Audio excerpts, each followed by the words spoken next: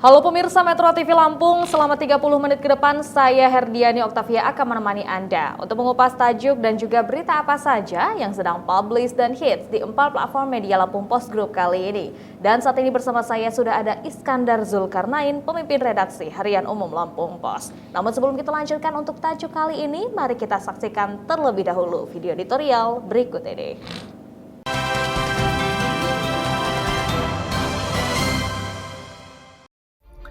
Pada kegiatan tangkap tangan yang telah KPK lakukan pada hari Jumat tanggal 19 Agustus 2022, tim KPK telah mengamankan 8 orang di wilayah Lampung, Bandung, dan Bali. Tutup celah korupsi di perguruan tinggi. Bagai gajah nyindak rapah, begitulah bunyi pepatah ihwal praktik korupsi di perguruan tinggi. Di mimbar kampus, berkoar-koar melarang korupsi, tetapi mental rasuah malah merasuki para petinggi dan akademisi. Peristiwa operasi tangkap tangan OTT, Komisi Pemberantasan Korupsi atau KPK terhadap Rektor dan 6 petinggi Universitas Lampung atau UNILA pada Jumat 19 Agustus 2022 lalu tentu mengundang keprihatinan mendalam masyarakat Bumi Ruwajurai. Pasalnya, kampus yang berdiri sejak 1965 itu sudah terlanjur menjadi harapan dan kebanggaan warga Lampung dalam melahirkan generasi bermental Chandra di muka. KPK menyebut penangkapan Rektor UNILA, Karomani, Ketua Senat Muhammad Basri, Kabiro Perencana dan Humas Budi Sutomo, dan Ajudan Rektor Adi Triwibowo di Bandung tersebut berkaitan dengan praktik suap dan gratifikasi penerimaan mahasiswa jalur mandiri tahun 2022. Dari tangan mereka, KPK mengamankan barang bukti berupa kartu ATM dan buku tabungan sebesar 1,8 miliar rupiah. Tidak cuma di Bandung, OTT juga dilakukan KPK di Lampung dengan menangkap salah satu dosen UNILA, Mualimin, Dekan Fakultas Teknik, Helmi Fitriawan, serta Wakil Rektor 1 Bidang Akademik, Heriandi.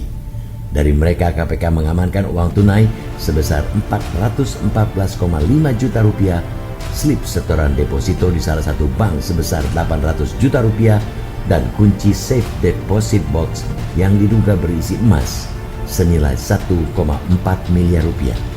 Sedangkan di Bali, KPK menangkap Andi Desviandi, sosok yang diduga menjadi pemberi suap dan gratifikasi. Dari hasil penyelidikan sementara, KPK pun telah menetapkan 4 orang dari mereka sebagai tersangka, yakni Karomani, Heriandi, Muhammad Basri, dan Andi Desviandi dengan total suap kurang lebih mencapai 5 miliar rupiah. Menurut KPK, sebagai rektor, Karomani memiliki wewenang dengan mekanisme pelaksanaan jalur masuk mandiri UNILA atau Simanila.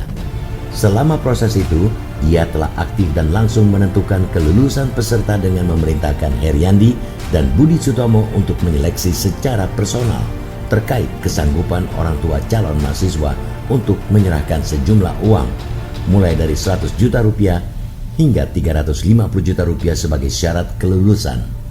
Tentu di luar nominal resmi yang mesti dibayarkan melalui kampus.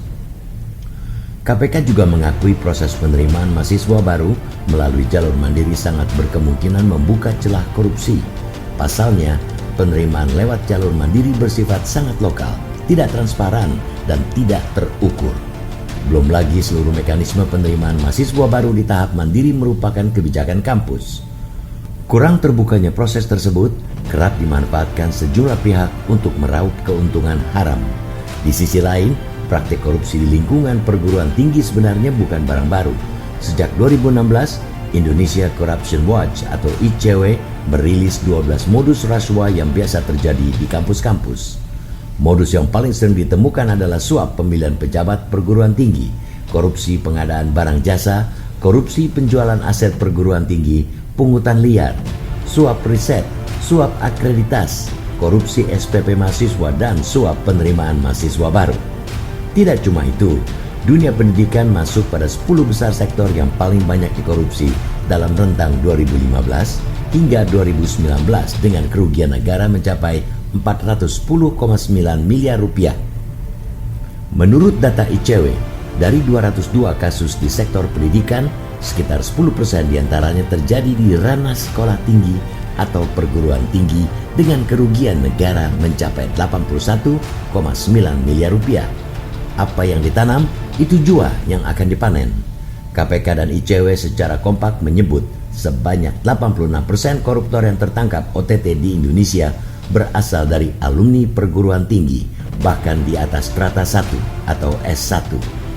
Jika pada 2021 total koruptor yang tertangkap sebanyak 1.298 orang, maka sebanyak 1.116 orang adalah lulusan perguruan tinggi.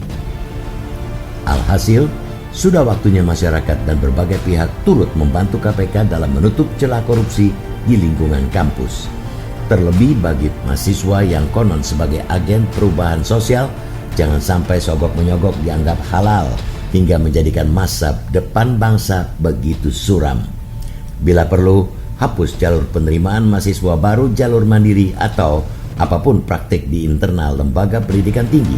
Semuanya mesti diganti dengan sistem yang serba terbuka, dengan alur dan proses yang bisa dipantau siapa saja, di mana saja, demi kebaikan Indonesia.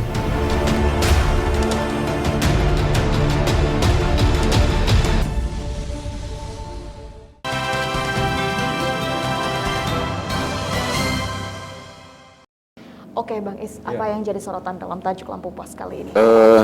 Kali ini Lampung Pos menulis tajuk tutup celah korupsi di perguruan tinggi. Ini tajuk kali ini news fact-nya adalah Rektor Universitas Lampung Unila Profesor Dr. Karomani MSI tertangkap tangan kasus suap penerimaan mahasiswa baru jalur mandiri Fakultas Kedokteran. Ini kita di Lampung sangat prihatin.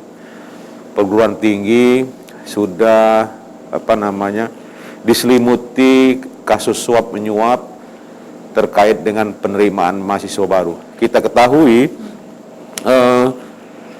perguruan tinggi itu adalah salah satunya mimbar kebebasan, ya kan?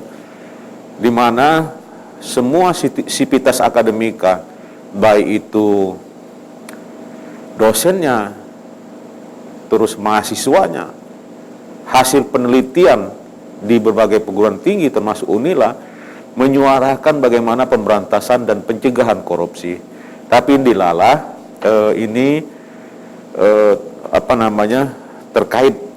tersandung dengan kasus korupsi, kasus suap yang melibatkan Rektor Unila, Prof. Karomani, pembantu Rektor 1, juga Ketua Senat perguruan tingginya, dan seorang swasta yang tertangkap tangan menyuap kampus dalam hal penerimaan mahasiswa baru. Tentu ini menjadi hal yang sangat memprihatinkan bagi kita semua, terlebih ini terjadi di dunia pendidikan. Nanti kita akan lanjutkan lagi obrolan kita Bang Is, dan untuk Anda pemirsa Metro TV Lampung, tetaplah bersama kami dalam Bedah Tajuk Lampung Pos.